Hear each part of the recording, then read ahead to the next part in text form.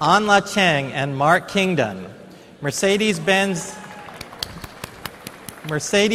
USA LLC, United Airlines, Lulu C. and Anthony Wang, and John Chen and Sybase. And we have many other wonderful sponsors at the silver level and at the bronze level.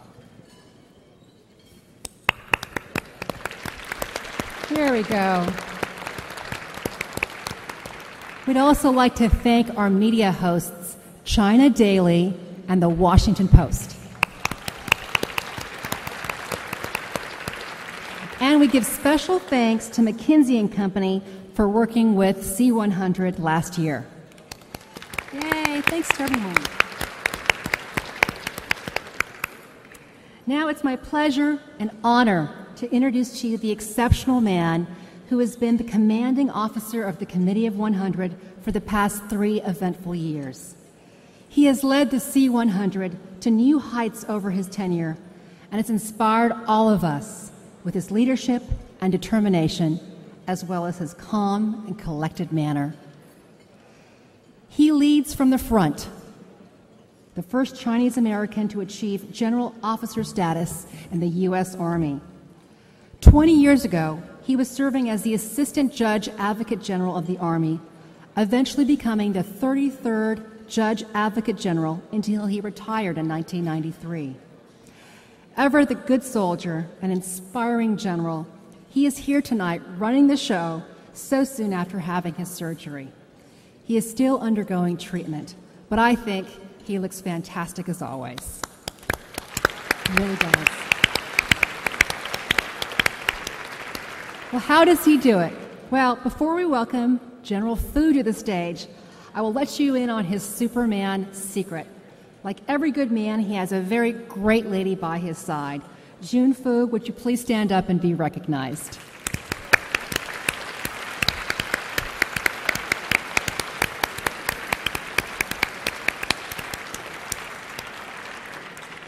Now, ladies and gentlemen, please help me welcome the chairman of the Committee of 100, General John Fugh.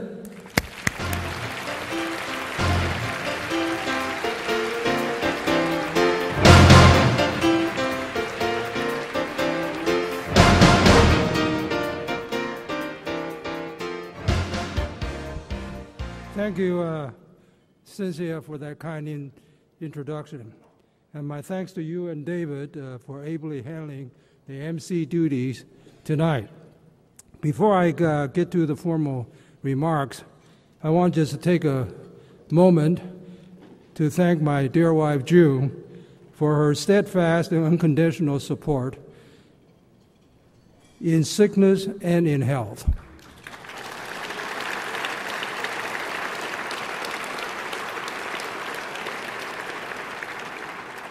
It is no secret, and during my military and civilian careers, she continues to be the wind beneath my wings. So thank you very much, June, for everything you've done.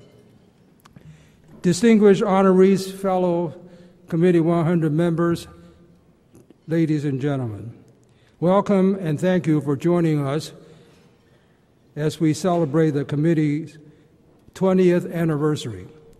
Since its inception, our organization has forged a path to foster stronger U.S.-China relations. We also work to enhance the participation of Chinese Americans in all facets of American society. Better communication and better relationship help to implement positive changes as a nation and as a global citizen. The importance of improved communication and relationship is made abundantly clear by what happened 30 years ago, when the United States and China formally established diplomatic relations. And tonight, we're fortunate to have and privileged to honor 2 distinguished statesmen, each of whom has played a pivotal role in advancing Sino-U.S. relations, Dr. Kissinger and Dr. Brzezinski.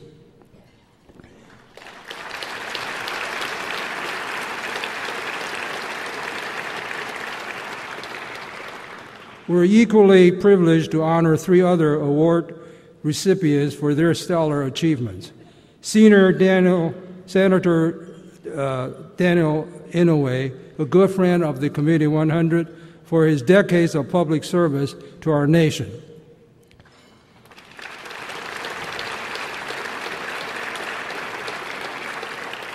Mrs. Indra Nooyi, Chairman and CEO of PepsiCo Company, for Asian American achievement.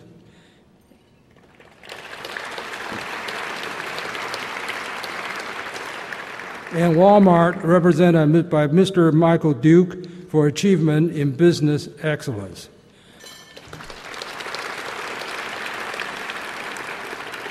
Finally, I'd like to recognize our distinguished guests this evening. Please bear with me. The staff gave me a fairly long list. And if I miss anybody, don't blame me, blame the staff.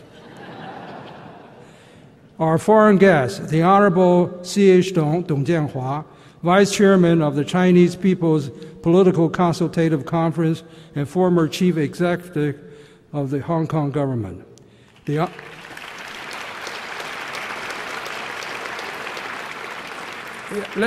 Please hold your applause. I got a long list, okay?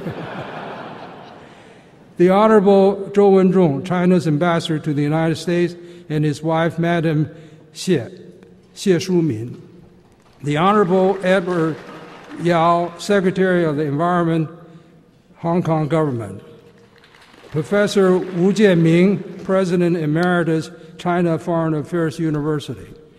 And from our congressional guests, we have the Honorable Adam Schiff of California and the Honorable David Wu of Oregon. I want to also recognize the Honorable Ted Stevens, former Senator of Alaska, a good friend to the Committee of 100. Our administration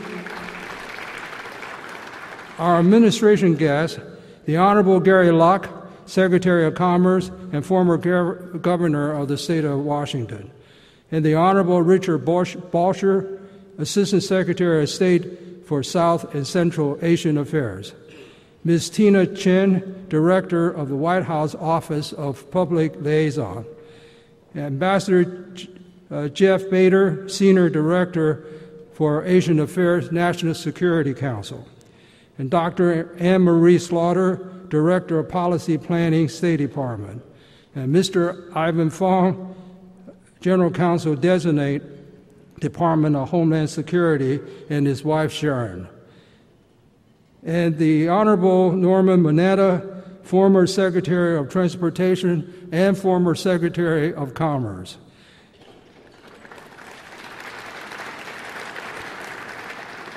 And the Honorable Michael Chertoff, former Secretary of Homeland Security. And the Honorable Bob Kimmett, a good friend, former Deputy Secretary of the Treasury. Our military guests, Lieutenant General Carl Eikenberry, recently confirmed as the U.S. Ambassador to Afghanistan, and his wife, Chin. Carl brings to the job a wealth of knowledge about that war-torn country, having served 2 tours of duty that included commanding all American forces there.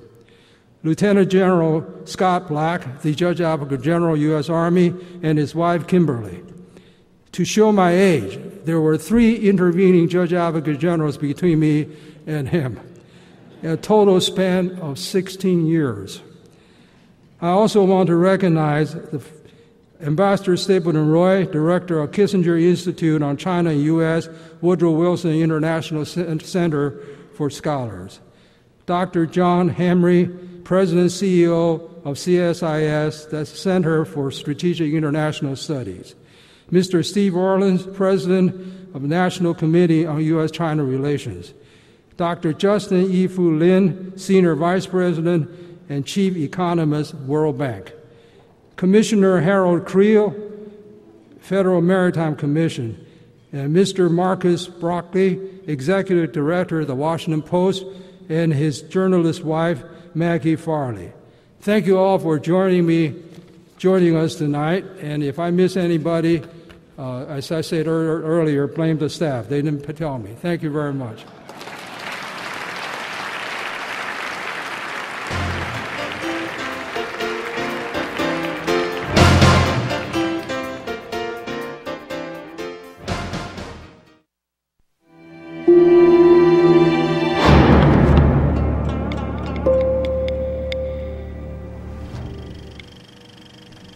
Just get up off the ground. That's all I ask. Get up there with that lady that's up on top of this Capitol dome. Take a look at this country through her eyes if you really want to see something.